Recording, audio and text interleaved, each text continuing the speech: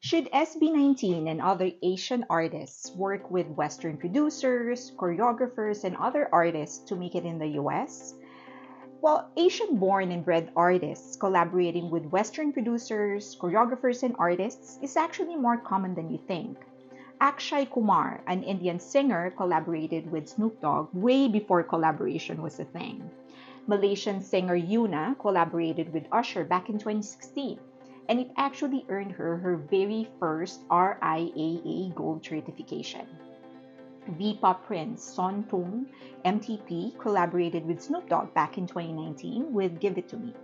Even J-pop boy band Arashi collaborated with Bruno Mars for their hiatus song dedicated to their fans. Taiwanese singer Vanessa Wu worked with Ryan Tedder, the same songwriter for Beyoncé's Halo. And then there's a slew of K-pop groups collaborating with Western artists that are just too many to mention.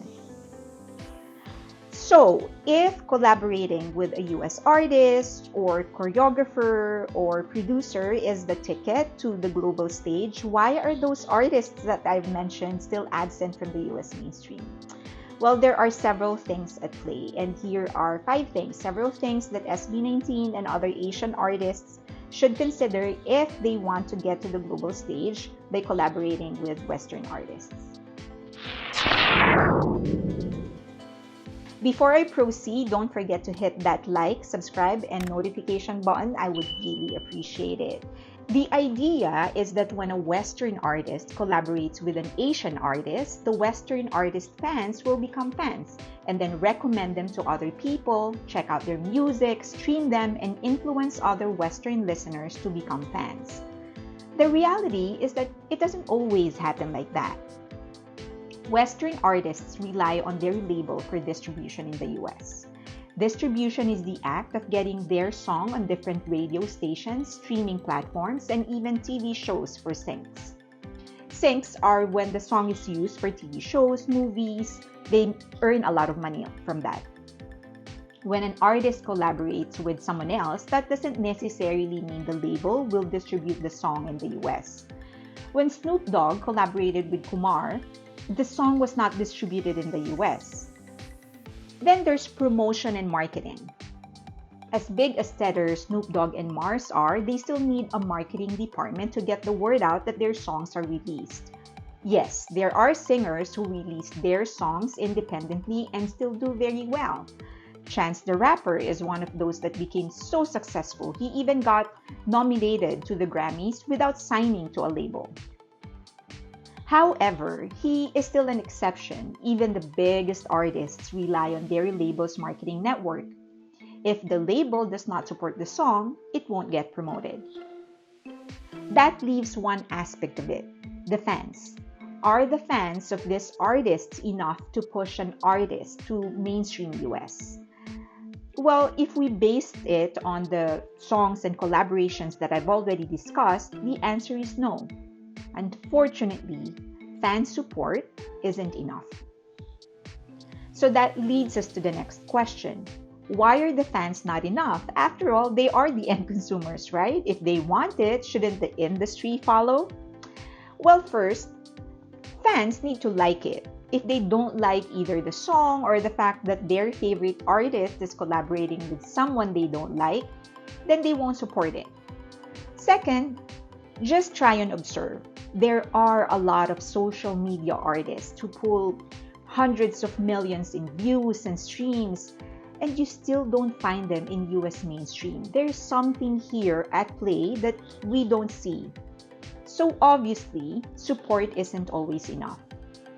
I just want to clarify, there are some artists who collaborate with Western artists and producers to get better promotion in their home country or because they simply want to, not because they want to get promoted in the West. This is not to say Western collaboration doesn't do anything to help Asian artists market in the US. Blackpink's Western collaboration has greatly helped them. Psy has been able to keep himself afloat in the US at least for a bit with his Snoop Dogg collaboration. But it will take more than just putting their names beside the Western artist's name.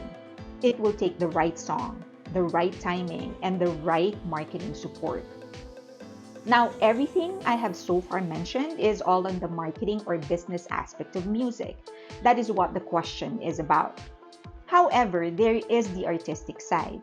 Will collaborating with Western artists, choreographers, producers result to music that fits the US market?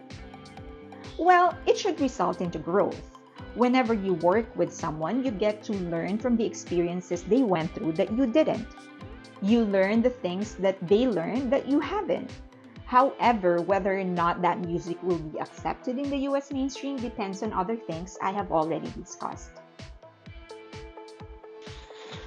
Now, for my personal preference, I do want SB19 and other Asian artists that I love to collaborate with Western artists, but not just Western artists, Latino artists, other Asian artists, because I believe that when different people come together to create something and they bring in their own experiences, their own expertise, their own sound, their own color, you always produce something unique. And of course, I'm always here for something new and something unique and something beautiful. But it doesn't mean that I think that is their ticket to the global stage. In all honesty, I think their ticket to the global stage is right where they are, at home.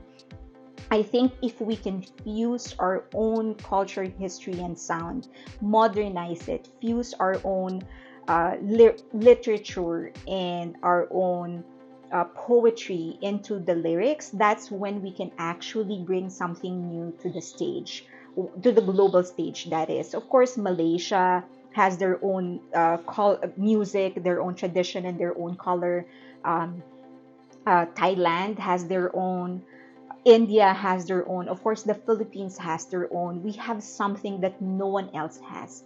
If we can modernize that culture, our looks, without, of course, losing the essence, romanticize it without losing their essence, I think that we can really show something to the world that no one else has.